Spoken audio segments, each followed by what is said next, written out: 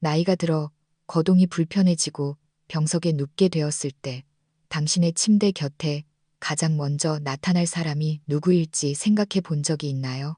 아니면 평생 가장 가깝다고 믿었던 사람이 당신이 가장 무력해진 순간, 당신의 손에 쥐어진 노후 자금을 어떤 눈으로 바라볼지 상상해 보셨습니까?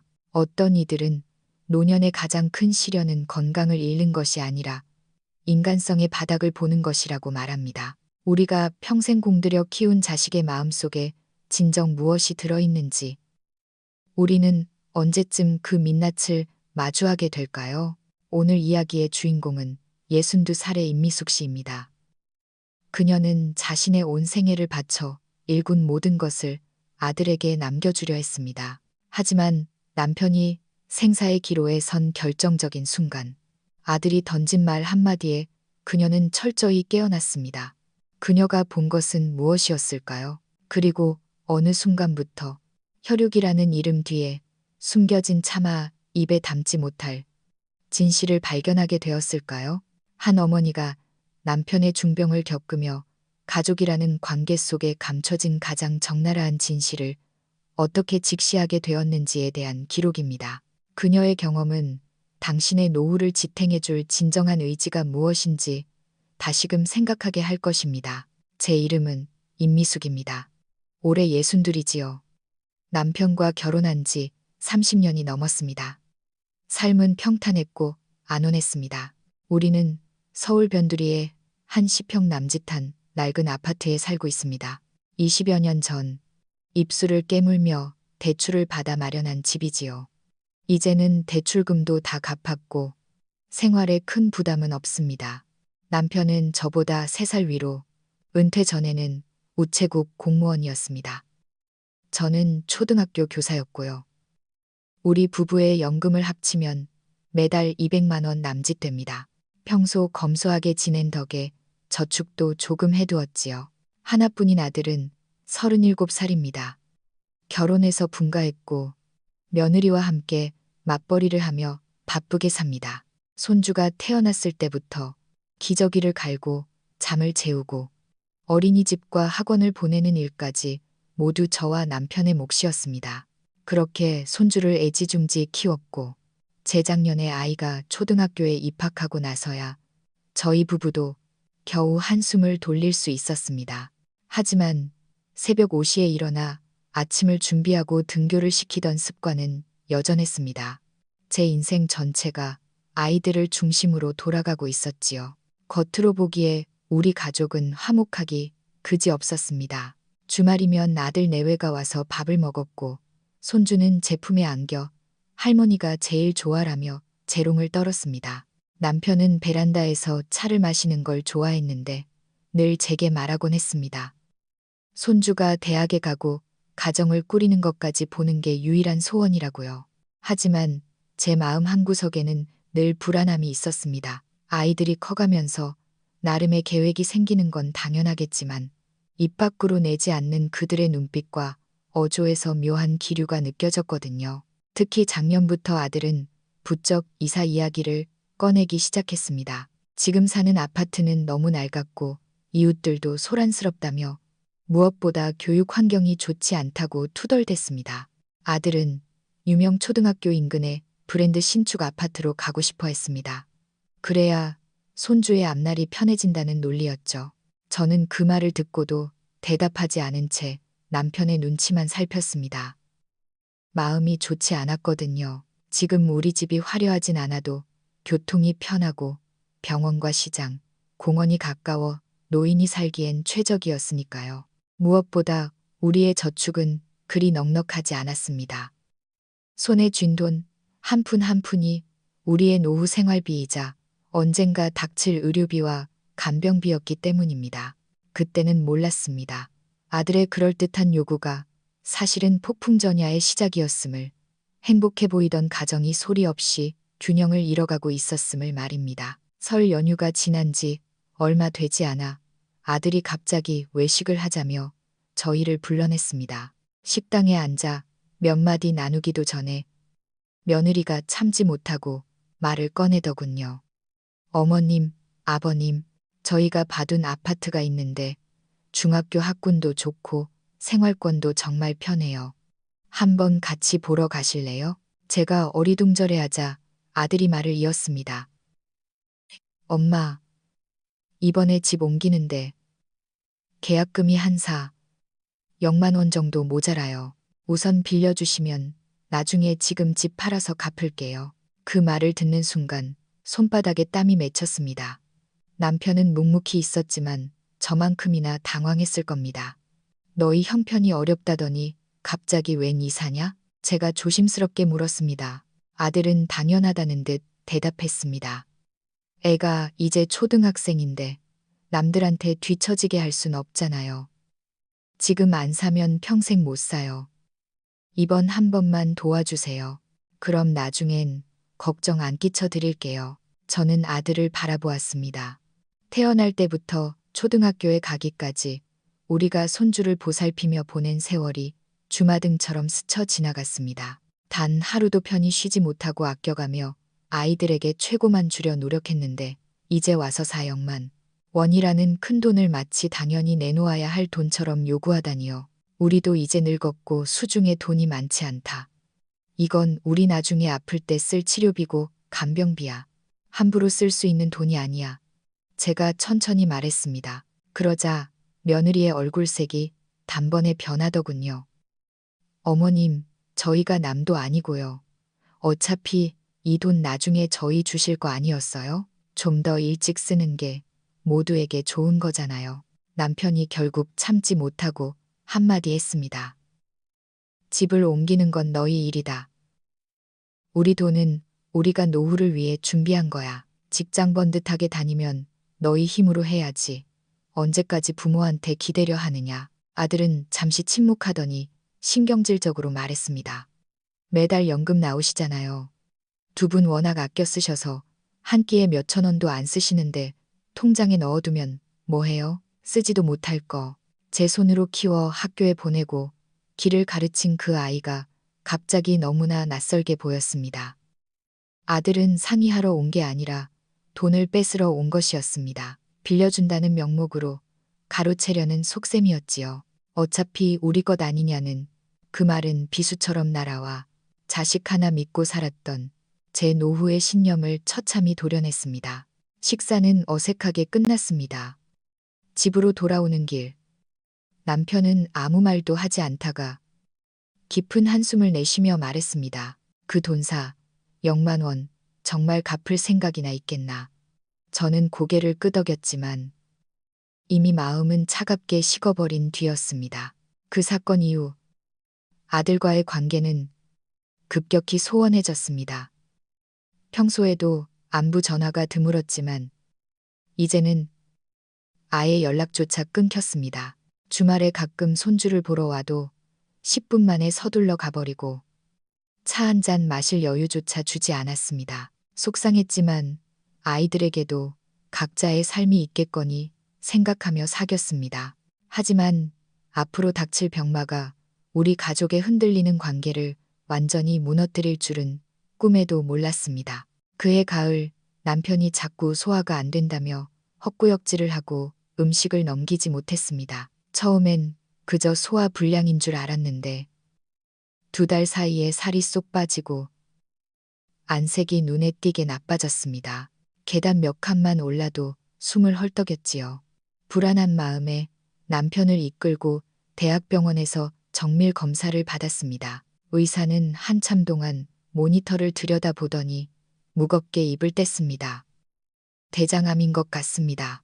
2기 이상으로 보이는데 우선 입원해서 정확한 상태를 확인하고 빨리 수술 날짜를 잡아야 합니다. 그 순간 머릿속이 하얘졌습니다. 암이라는 단어가 벼락처럼 내리꽂혔고 손발이 떨려왔습니다. 하지만 올 수 없었습니다. 제가 정신을 차려야 한다는 생각뿐이었습니다. 남편의 입원 짐을 챙기며 아들에게 전화를 걸었습니다. 내 아버지가 많이 아프대. 대장암인 것 같다고 입원해야 한다더라. 수화기 너머로 몇 초간의 침묵이 흐른 뒤 아들의 목소리가 들려왔습니다. 지금 꼭 입원해야 해요? 그냥 약 먹으면서 지켜보면 안 돼요? 의사 선생님이 빨리 수술해야 한다고 하셨어. 만약 진짜 암이면 엄마 수술 안 하는 건 어때요? 연세도 있으신데 칼 대는 거 위험하잖아요. 치료비도 엄청 깨질 테고 그냥 순리대로 사시게 두는 게 아버지를 위해서도 나을지 몰라요. 손에 쥔 휴대폰이 바닥으로 떨어질 뻔했습니다. 말을 잇지 못하는 제게 아들은 계속해서 말을 쏟아냈습니다. 제가 찾아보니까 연세 많으신 분들은 수술하고 나서 더 빨리 돌아가신대요. 차라리 그 돈 아껴서 편하게 계시게 하는 게 효도일 수도 있어요. 가슴이 턱 막혔습니다. 저도 왜 걱정이 안 되겠습니까? 수술비며 입원비, 항암 치료에 간병비까지 합치면 적어도 500만 원은 넘게 들 테고 이후 상황에 따라 3억만 원이 넘을 수도 있다는 걸요. 하지만 우리가 모아둔 돈은 바로 이런 순간을 위해 준비한 것이었습니다. 그런데 아들의 첫 반응이 치료를 포기하라는 권유라니요. 내 아버지 목숨이 그 돈만큼의 가치도 없니? 결국 제가 울음을 터뜨리며 물었습니다. 설령 결과가 나쁘더라도 난 내 아버지를 그냥 보낼 순 없어. 전화기 너머로 잠시 정적이 흐르더니 평생 잊지 못할 한마디가 들려왔습니다. 엄마, 마음 약하게 먹지 마세요. 의사 말 다 믿으면 안 돼요. 돈만 다 쓰고 사람까지 잃으면 그땐 어떡할 거예요? 거덜난 살림으로 어떻게 사실 건데요? 저는 한동안 아무 말도 할 수 없었습니다. 돈이 아까워서가 아니었습니다. 그의 마음속에 부모의 생명보다 은행 잔고가 더 소중하다는 그 적나라한 사실을 마주하는 것이 두려웠을 뿐입니다. 그날 밤 저는 남편의 입원 서류를 챙기며 소파에 앉아 약 봉투를 뒤적이는 남편을 바라보았습니다. 그는 자신의 병을 짐작하고 있었지만 여전히 웃으며 제게 말했습니다. 정말 치료해야 한다면 해보자고. 나 아직 손주 대학 가는 거 보고 싶어. 죽고 싶지 않다는 그 간절한 말에 저는 속으로 다짐했습니다. 내 모든 것을 다 바쳐서라도 당신 살려낼 거야. 하지만 아들의 지지는 끝내 받을 수 없었습니다. 입원하던 날 아침, 하늘은 잿빛이었습니다. 남편은 작은 가방 하나만 들고 병원으로 향하며 멍한 표정을 지었습니다. 그가 무슨 생각을 하는지, 얼마나 무서워하고 있는지 저는 알 수 있었습니다. 검사 결과 대장암이기 후반이었습니다. 의사는 당장 수술하지 않으면 전이 될 수 있다며 강하게 권유했습니다. 저는 고개를 끄덕였지만 마음은 한없이 가라앉았습니다. 그날 저녁 아들에게서 전화가 왔습니다. 엄마, 의사가 뭐래요? 걱정하는 목소리인 줄 알았지만 상황을 설명하자 그는 다시 다른 방법은 없냐며 수술을 만류했습니다. 돈이 아깝다는 말을 돌려서 하고 있었지요. 내 아버지는 내 친아버지야. 어떻게 살리겠다는 생각은 조금도 안 하니? 제가 묻자 그는 잠시 멈칫하더니 말했습니다. 살리기 싫어서가 아니라 맹목적으로 돈을 쓰면 안 된다는 거예요. 우리 대출금도 있고 애 학원비도 올랐단 말이에요. 더는 대화할 가치를 느끼지 못했습니다. 돈은 다시 벌면 되지만 사람은 한번 떠나면 돌아오지 않는 법입니다. 다음 날 새벽 수술 동의서에 서명하는 저를 보며 남편이 조용히 물었습니다. 여보, 우리 이 돈 감당할 수 있을까? 저는 고개를 끄덕였습니다. 걱정 마요. 내가 어떻게든 할게. 사실 방법은 하나뿐이었습니다. 20년 넘게 부어온 5억만 원짜리 정기 예금을 해지하는 것이었죠. 노후에 요양원에 가거나 간병인을 쓸 때를 대비한 최후의 보루였지만 저는 망설임 없이 그중 이 500만 원을 인출해 수술비와 1단계 치료비로 냈습니다. 어떤 이들은 노년에 가장 무서운 건 돈이 없는 게 아니라 나를 위해 목숨 걸고 싸워줄 사람이 없는 것이라고 말합니다. 병원의 공기는 차갑게 굳어버린 듯 했습니다. 수술을 마치고 회복실에서 나온 남편은 종잇장처럼 창백했습니다. 수술은 성공적이었지만 항암 치료가 고비라고 했습니다. 첫 항암 치료 날 남편은 밤새 구토하며 잠들지 못했습니다. 저는 침대 곁에서 그의 얼굴을 닦아주며 물을 먹였습니다. 그는 제 손을 잡고 이렇게 힘들 줄 알았으면 그냥 치료하지 말 걸 그랬어. 라고 약한 소리를 했습니다. 저는 눈물을 참으며 안 된다고 소리쳤습니다. 손주 크는 거 본다며 아직 멀었어. 머리카락은 한 움큼씩 빠지고 먹지도 싸지도 못한 채 남편은 하루하루 말라갔습니다. 간호사들조차 제게 마음의 준비를 하라고 귀띔할 정도였죠. 하지만 저는 포기하지 않았습니다. 그 시간 동안 아들은 단 한 번도 병원에 오지 않았습니다. 가끔 바쁘다는 메시지만 보낼 뿐이었죠. 그가 바빠서가 아니라는 걸 알았습니다. 그는 아버지가 아픈 게 아니라 우리가 계속 돈을 쓰는 게 두려워 외면하고 있었던 겁니다. 남편은 기력이 다한 목소리로 제게 말했습니다. 여보, 만약 내가 잘못되면 저 아이들한테 더는 돈 주지 마. 그도 이미 다 알고 있었던 겁니다. 평생 자식을 위해 모든 걸 바친 대가가 감사가 아닌 계산이었다는 것을요.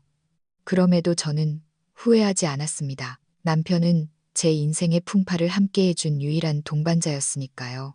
결국 남편의 상태는 급격히 악화되었습니다. 폐혈증이 왔고 인공호흡기를 달아야 했습니다. 중환자실 앞 복도에서 100만 원이 넘는 입원비 영수증을 쥐고 앉아 있는데 다리에 힘이 풀리더군요. 우리가 가진 마지막 예금까지 거의 다 써버린 상태였습니다. 아들에게 전화를 걸었지만 며느리가 받았고 다음 날 저녁에야 아들에게 짧은 문자가 왔습니다. 엄마 고생 많으세요.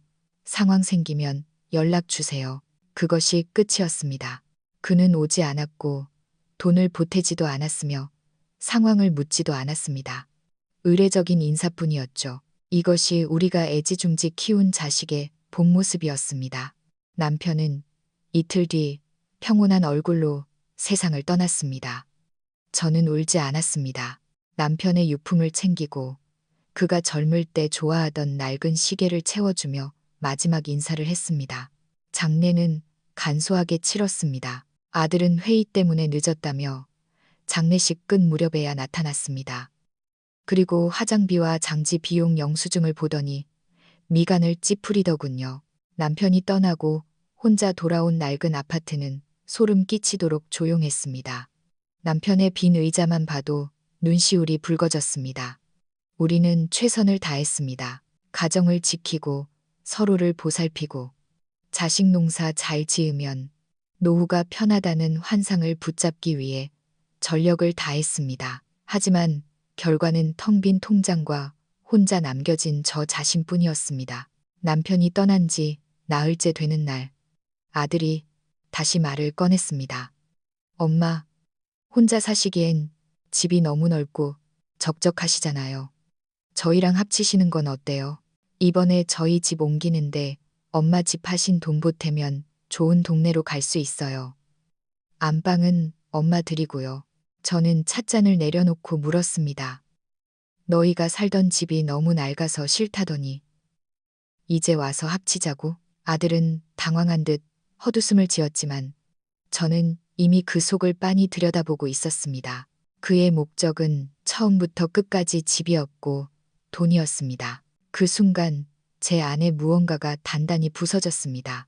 더는 돈을 주지 말라던 남편의 말이 단순한 원망이 아닌 저를 지키기 위한 마지막 유언이었음을 깨달았습니다. 저는 다음날 바로 은행으로 가서 남은 돈을 쪼개 예치하고 제가 죽기 전까지 누구도 손댈 수 없도록 설정했습니다. 집 역시 주택연금과 신탁을 알아보기 시작했습니다. 어떤 이들은 자식한테 너무 각박한 것 아니냐고 비웃을지도 모릅니다.